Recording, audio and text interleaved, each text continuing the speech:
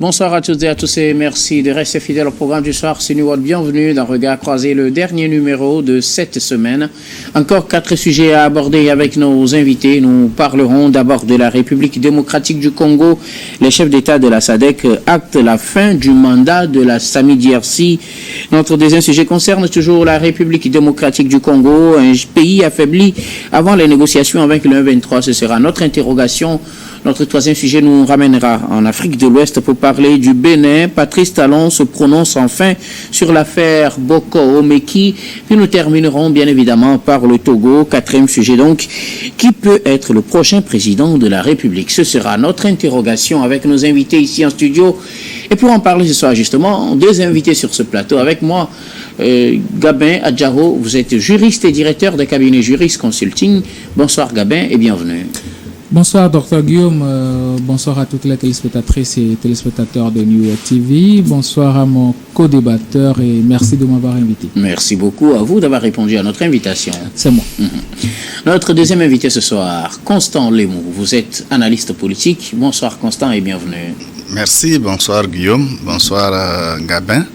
Et je salue tous ceux qui nous suivent actuellement. Merci beaucoup à vous, Constant, d'avoir répondu à notre invitation. Tout le plaisir est pour moi. Avec vous, nous allons aborder notre premier sujet. Nous prenons la direction de l'Afrique australe, plus précisément Harare au Zimbabwe, où s'est tenu le sommet extraordinaire par visioconférence surtout et des chefs d'État de la SADC, la communauté de développement de l'Afrique australe. Essentiellement, il était question de discuter du dispositif militaire de cette communauté sous-régionale.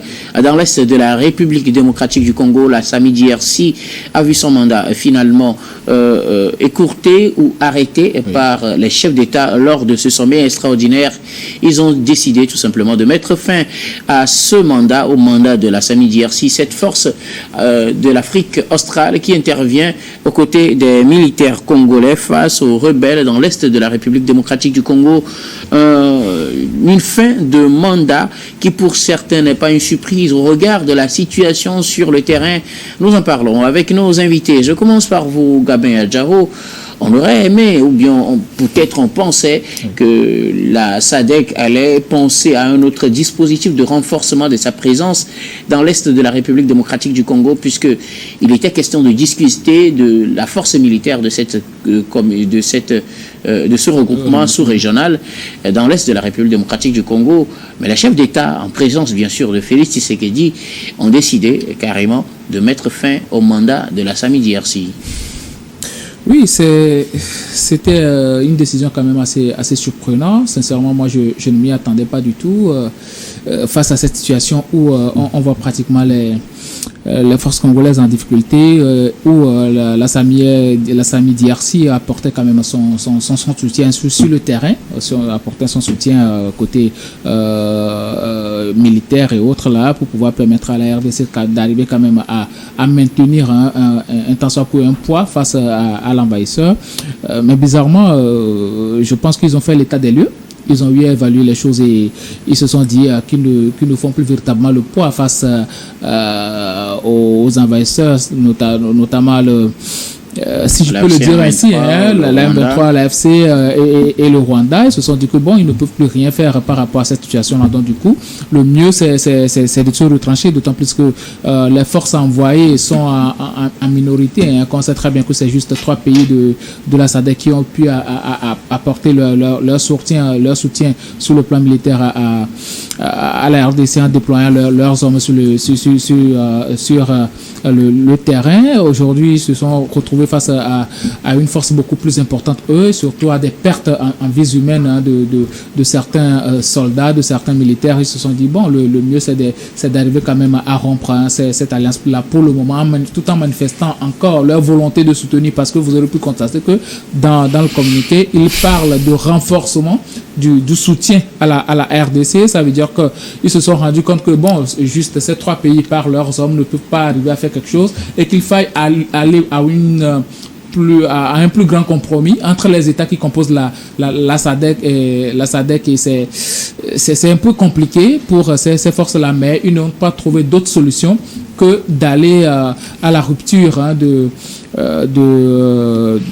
si je peux dire, contrat entre la RDC et puis la SAMI DRC. Donc, aujourd'hui, il faut reconnaître quand même qu'ils ont pu faire ce qu'ils peuvent faire, ils ont apporté du mieux qu'ils ont pu, ils sont à féliciter. Moi, je ne peux jamais jeter de l'anathème quand même sur cette force-là composée des forces de l'Afrique du Sud, du Malawi et aussi du troisième pays, de la Tanzanie. On ne peut jamais leur jeter de l'anathème parce que ce sont des gens qui ont cette volonté-là de préserver l'intégrité territoriale de la RDC, de les aider quand même à être quand même un pays assez honorable, mais bizarrement face à des difficultés, à l'impossible, nul n'est tenu. Donc ils se sont décidés de rebrousser chemin pour le moment, le temps de trouver beaucoup plus de compromis avec les autres pays de la SADC, et pourquoi pas revenir beaucoup plus fort.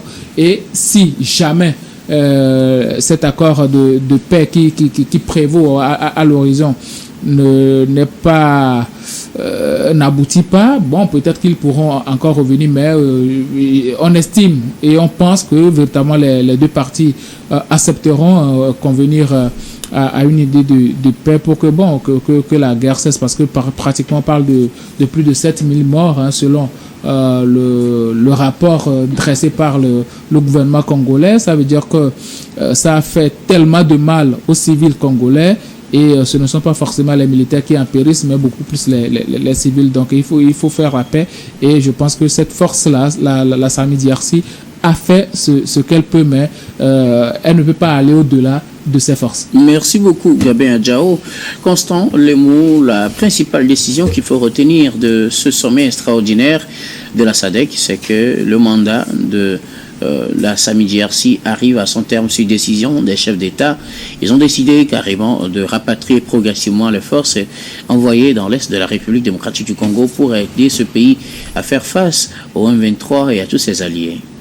Le dernier sommet de la SADC a consacré effectivement la fin de la mission SAMI RDC. Donc, cette force qui avait été déployée depuis 2023 dans la zone après la dénonciation par le président Tshisekedi de la première force qui avait préexisté.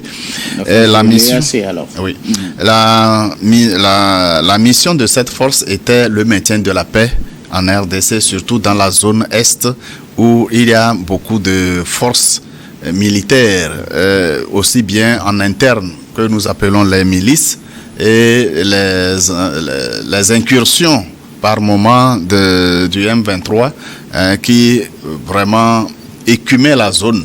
Il fallait donc que l'organisation de cette zone africaine prenne des dispositions pour aider le pouvoir de Kinshasa à maintenir la paix dans la zone. Et je rappelle que cette mission n'avait pas pour objectif de faire la guerre, mais à maintenir la paix. Ce n'est pas donc pour faire la guerre aux forces rebelles, en combattant les forces rebelles, mais c'était une mission de paix, maintien de la paix aux côtés des forces régulières de la RDC. Malheureusement, les dernières avancées du M23 soutenues clairement par l'armée rwandaise a fait que cette force d'interposition ou cette force de maintien de la paix s'est vue sérieusement menacée, avec des pertes en vies humaines. Au moins 14 militaires sud-africains ont perdu la vie, se sentant encerclés par les forces du M23 donc de l'armée rwandaise. Eh bien, il n'y avait pas d'autre solution que d'envisager le retrait de ces forces, le temps peut-être de mieux se préparer, ou si les États de la SADC se décident de combattre militairement aux côtés des forces régulières de la RDC, de combattre ces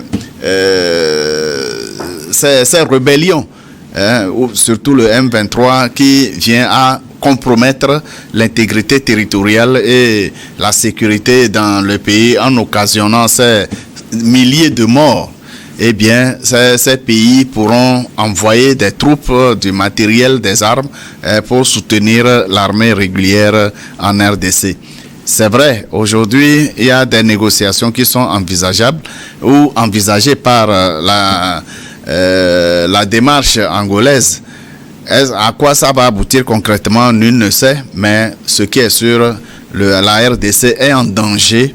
Est en danger. Le pouvoir de Kinshasa est véritablement en danger vu les avancées de la rébellion du M23 qui désormais a pris les deux grandes capitales des provinces orientales. Alors, oui, Gabin Adjaro, qu'est-ce qui fait que, puisqu'à l'annonce de ce sommet, le Zimbabwe avait annoncé qu'il serait question de discuter du mandat justement de la SAMI-DRC. On s'attendait à ce que ce mandat soit prolongé et qu'on peut-être qu'on décide de transformer cette force d'interposition en une force combattante aux côtés de la RDC, parce que ça a été le vœu exprimé par l'Afrique du Sud, que de transformer cette force en force combattante clairement positionnée pour soutenir la RDC. Mais finalement, qu'est-ce qui a fait qu'au lieu d'arriver à une telle solution, on a décidé carrément de retirer les forces sur le terrain?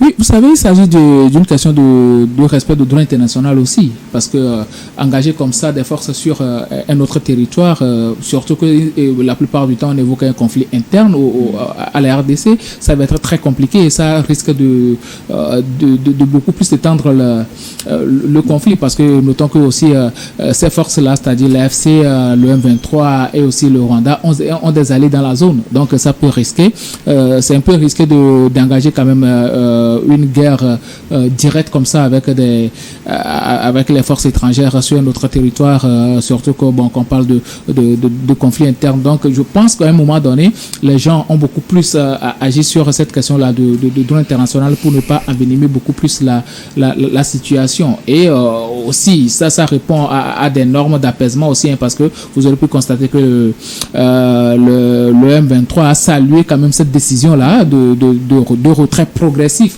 des forces de la SAMI-RDC. C'est ce que le M23 a toujours souhaité quand même. Oui, c'est ce que le M23, ça veut dire que bon, ils sont en train l'organisation est en train quand même de faire un compromis, d'autant plus qu'ils ne se sentent pas véritablement supportés par les autres pays aussi. Donc pour moi, vivement que ces négociations-là avec Joao Lourenço puissent aboutir, parce que déjà il y a un compromis de la part de l'organisation et le M23 doit pouvoir tenir cela en main en attendant de voir ce qui va sortir de cette négociation entre les deux parties. Merci beaucoup à vous, Gabin. On reviendra tout à l'heure sur les négociations annoncées. Mais bien avant, c'est la même question pour vous, Constant Lemou. Qu'est-ce qui a milité plutôt en faveur d'un retrait de la force plutôt qu'à son renforcement? Son renforcement signifierait, pour aller directement à la réponse, son renforcement signifierait un engagement armé de cette force vis-à-vis de la force ennemie à la RDC, qui est le M23. Or, formellement, et Adiarol l'a bien évoqué, le droit international en matière de déploiement des forces d'interposition, il n'est pas question de donner mandat aux forces d'interposition, aux forces de maintien de la paix, d'engager des conflits ou des combats armés vis-à-vis d'une partie. Mais à la situation militaire actuelle, fait que cette force d'interposition est complètement en danger, encerclée de toutes parts par la force M23. La meilleure solution, c'était de se retirer. Parce que non, ils n'ont pas le droit d'ouvrir le feu sur les forces ennemies, surtout les forces, disons, une partie des forces en présence. Ils n'ont pas le droit de le faire. Étant une force de maintien, une force d'interposition et de maintien de la paix, cette force n'a pas le droit de combattre. Pourquoi ne pas lui donner ce droit? Bien, le droit international ne le permet pas. Une fois qu'il y a une organisation qui s'engage dans l'interposition pour le maintien de la paix, elle ne peut pas se donner le droit d'aller combattre, de prendre parti dans un conflit aussi armé qu'il soit. La force d'interposition ne prend jamais parti, mais est obligée de se retirer lorsque les hommes qui les hommes de mission, les hommes et les femmes en mission se sentent menacés. Et cette force est obligée de se retirer. C'est ce que le président sud-africain et le président angolais ont déclaré lors de du dernier sommet de la SADC. Aujourd'hui, il est important que ces États, s'ils veulent accompagner individuellement la RDC, d'envoyer le nécessaire aux côtés pour soutenir les forces régulières de la RDC pour voir si ils peuvent contenir l'avancée du M23 soutenu par la puissante armée rwandaise qui est elle-même alimentée, soutenue, financée, équipée par les puissances occidentales. Merci beaucoup à vous tous pour vos contributions. Nous allons marquer la première pause, puis on reviendra tout à l'heure pour la suite de cette émission.